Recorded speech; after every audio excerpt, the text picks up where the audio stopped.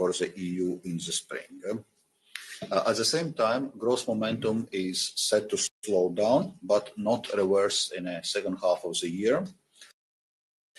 This reflects numerous headwinds, including slower global trade growth, continued uncertainty, and geopolitical turbulence. Hence, our growth outlook for the next year has become somewhat weaker than it was what we published in the spring forecast. But overall, the EU's economic foundations remain sound. Labor market in particular remains robust.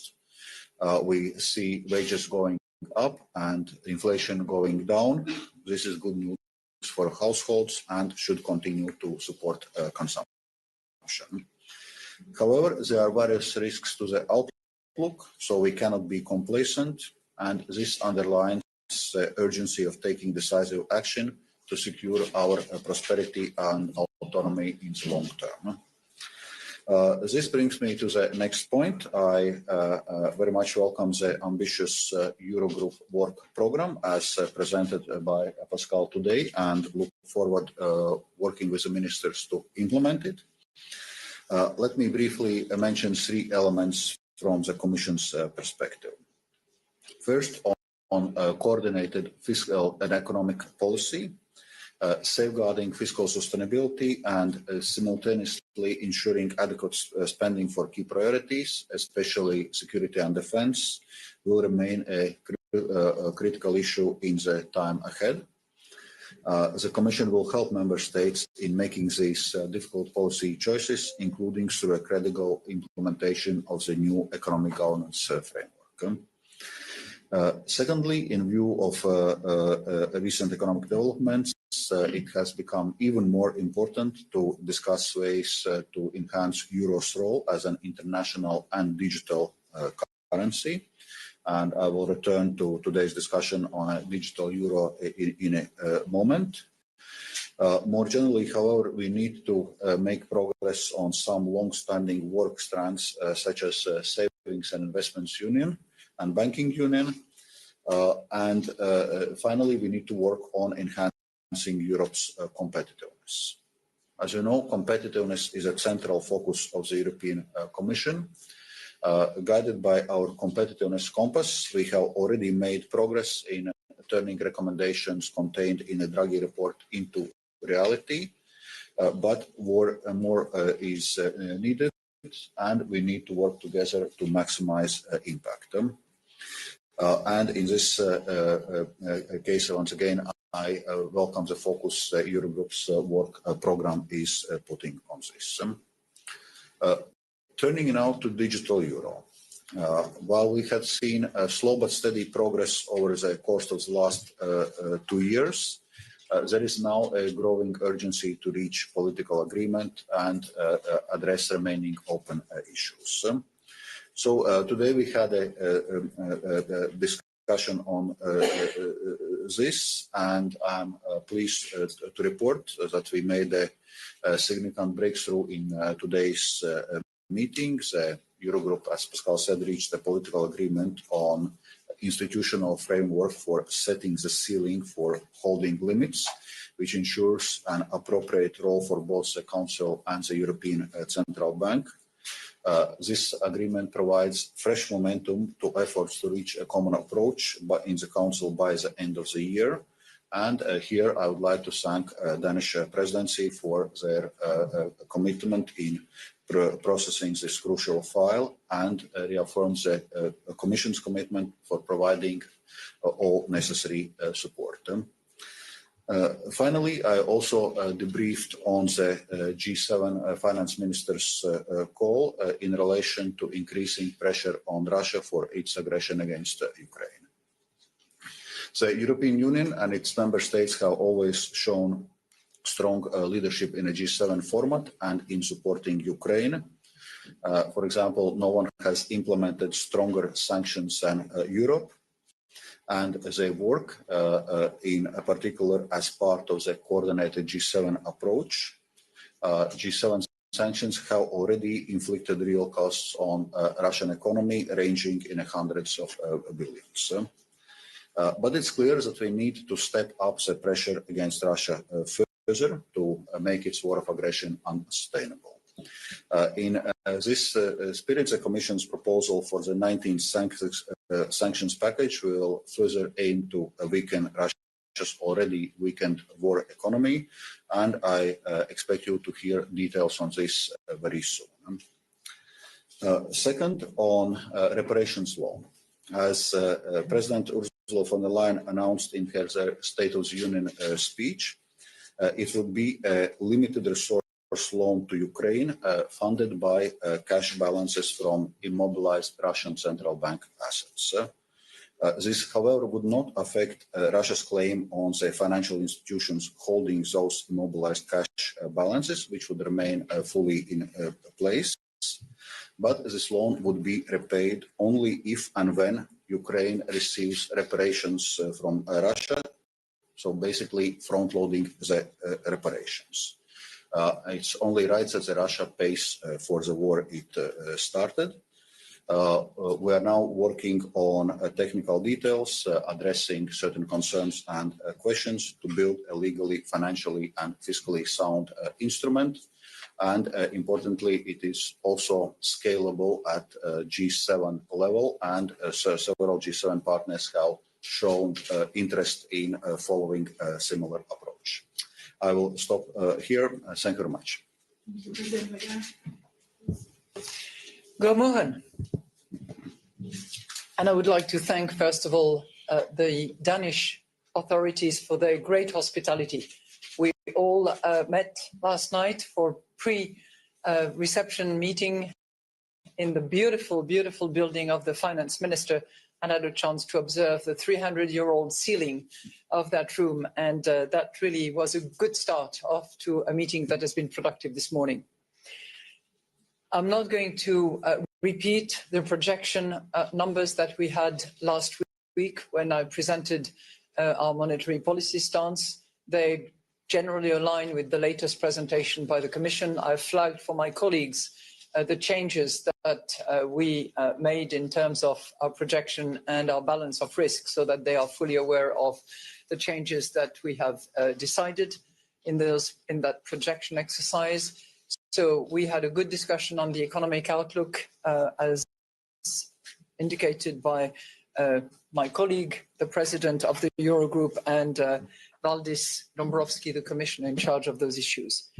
On the digital euro, I would like to really commend and express gratitude to our president of the Eurogroup, to his team, and to all those who have worked long and hard during the summer to make sure that we arrive at a compromise solution that both secures the institutional competences of all institutions, addresses the concern of those who think, rightly so, that the digital euro is not just a means of payment, it is also a political statement concerning the sovereignty of Europe and its capacity to handle payment, including on a cross-border basis, with a European infrastructure and solution. So what has been discussed and approved unanimously inside the room, which included Eurogroup members, but also non-Eurogroup members, is the starting point of further work that will continue to be done both at the European Parliament. We're very anxious to see that moving fast, and what will be conducted at the Council level, and of course amongst technical experts. So this was, from my perspective as president of the ECB and a strong advocate of the digital euro, together with my colleague Piero Cipollone, a good step in the direction that we hope will be completed in as short order as possible. Thank you. Good morning, everyone. I am pleased to be back in beautiful Copenhagen, where I was the last time back in December 2002 for a European Council that was very successful, because it was one that was setting the stage for the enlargement of the European Union. So it's nice to be back. And I would like to add a couple of points on the recent economic developments as seen from the perspective of the ESM. What are the dominant views of the market? First of all, the trade deal with the US over the summer helped avoid an outright trade war and larger damage to the euro area's output, at least temporarily. It provides predictability to enterprises, and that is good for growth. The Commission needs to be commended for achieving this result. But the deal carries risks. It needs to be implemented, and one cannot guarantee a smooth process. The US administration can change its mind very quickly. One also needs to keep in mind that these tariffs are hitting some sectors of the European economy that were very productive. And so the productivity challenge is there in front of us. On the financial side, it is fair to say that investors are still reconsidering the safe haven status of the US dollar, and there is increased interest in euro assets. We also notice that on the markets ourselves as ESM, and this is an opportunity that we should seize. Further on markets have been relatively calm for the time being. But investors are closely following developments, eyeing at inherent uncertainties and weaknesses. Turnarounds can happen very quickly. Investors will look at how we deliver on the European Union reform agenda and look at the fiscal policies of member states. Let me, in that context, make a remark on France. The market reaction to the downgrade of France by rating agency Fitch on Friday was overall calm because investors had already priced in the prospect of a downgrade. Market pricing was already reflecting the rise in political uncertainty and fiscal concerns that followed political events in August.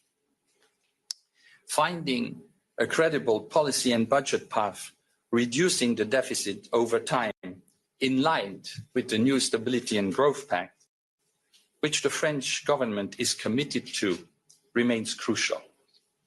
More broadly, the European economy needs to be strong and to grow. That means encouraging growth and keeping public finances in good shape is important, not just because it's the right thing to do politically and economically, but it also helps prevent future market turbulences and financial risks. Let me conclude by a comment on the good discussion we had today on the digital euro. The ESM fully supports the European Central Bank's urgency in making the digital euro a reality. In these times of constant geopolitical turbulences, the urgency is greater than ever. Thank you. And for take a couple of questions. Paula, please.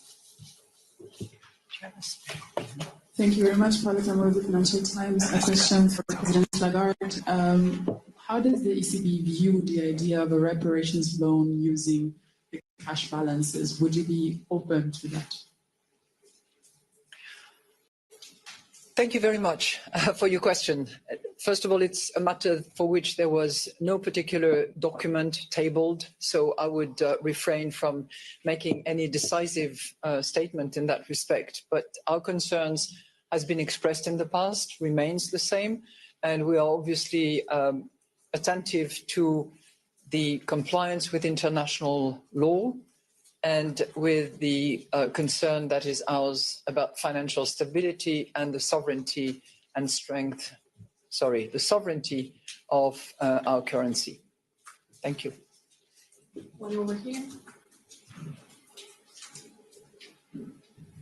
Thank you so much. It's Balázs Korányi from Reuters. Question about the digital euro. You spoke about a compromise, but you didn't really give us too much detail on what the compromise is. So I would love all of you to kind of unpack what this compromise is. And at least the two of you spoke about threshold limits, holding limits, but you didn't really go into the details. So I'd love to know what you decided on those limits. So really what we discussed today was the procedure for limits rather than the limits themselves. And I should say that any detail in relation to all of this will now be considered by the Danish presidency, but they will then produce texts that will lay out the detail of how this will all work. But on the particular matter of holding limits, our focus is on the procedure for determining the holding limits rather than the limits themselves.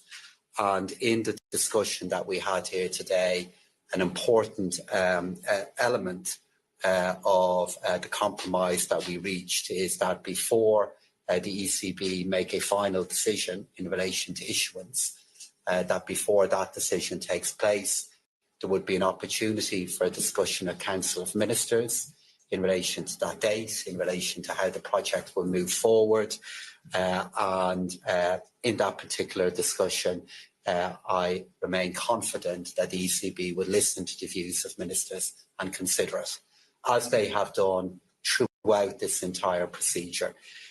We have, as a group of ministers, full respect for the mandate and independence of the Commission and of the ECB, but they have also shown themselves very attentive to the fact that this is an important decision that ministers need to be able to make the case for and explain.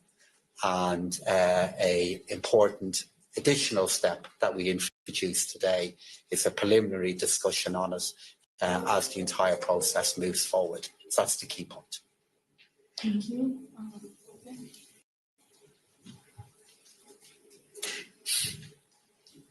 Thank you very much, Jorge Valera with Bloomberg. Two follow-up questions, one on the assets and on the digital euro. On the assets, for President Lagarde, even if your concerns are no, you remain attentive. You also said that you haven't seen any paper. I don't know if that was an indication that you would have liked to see more details and papers beforehand, before the proposal, given how sensitive is this issue for the role of the euro for the ECB. And I don't know if you changed any details or concerns with the Commission beforehand to raise these concerns when it comes to the assets proposal. And secondly, on the digital euro and the holding limit for any of you, for all of you rather, very quickly, if you believe, any of you believe that the threshold, the holding limits will be below 3,000 euros. Thank you. All right, on your first question, let me just first of all state that there is always good communication between the Commission and the European Central Bank. On a matter that is as sensitive and can be as complicated as this one, because it involves various parties, guarantees, as was indicated by Commissioner Dombrovskis, I want to see something in writing, but I'm not the only one. I think all member states involved in the process will want to see something in writing, because that's the only way to appreciate the trigger, the liabilities, the exposure, and to make sure that the key principles which are dear to both the Commission and the ECB, in other words, compliance with the international law and respect of the sovereignty, are actually respected. So, yeah, we look forward to, all of us, not just the ECB, yeah? We all look forward to seeing something in writing. And on your second question concerning the threshold, I would refer you to the response that was very ably provided by the President, which is that we did not discuss a limit. We discussed a mechanism which involves a ceiling and a threshold, but we did not discuss the actual threshold, and it's premature to do so at the moment. Thank you. Yeah, Yes. if I may. Sorry, pardon me. If I may add a couple of words on this reparations loan.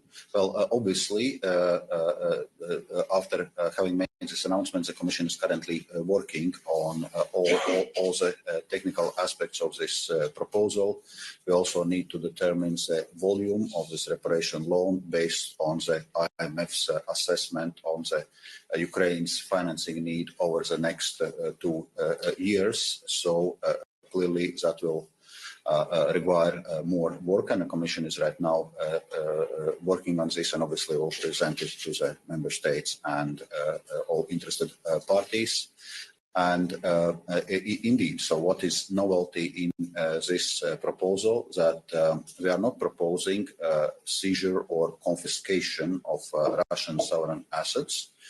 We are proposing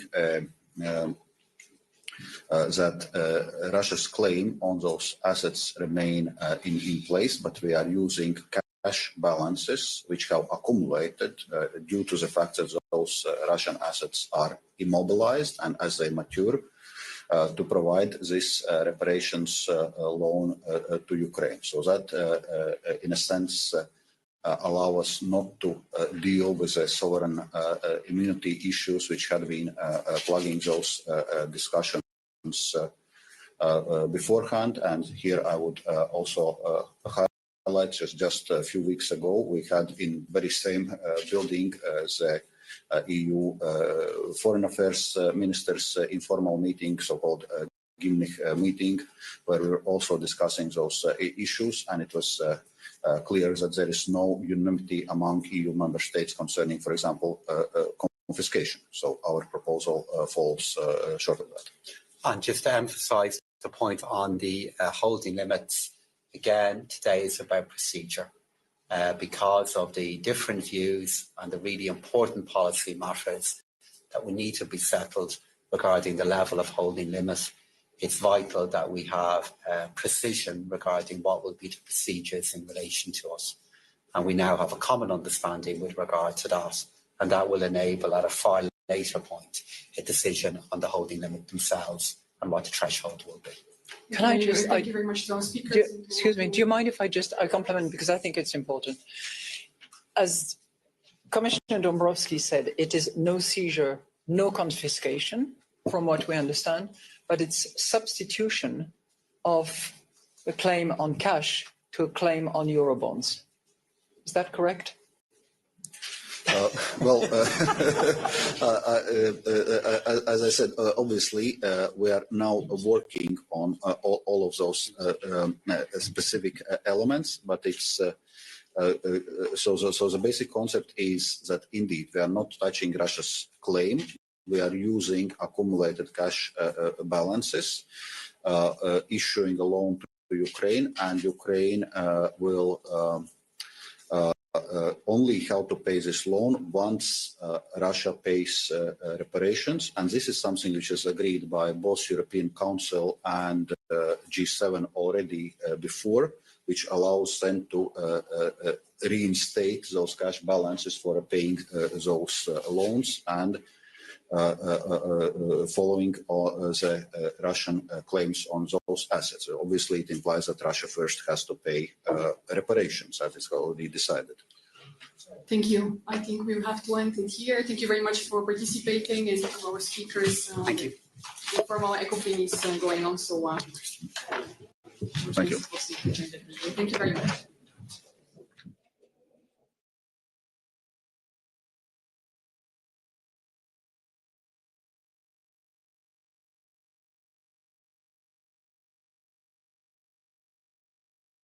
This is Audio Channel Floor.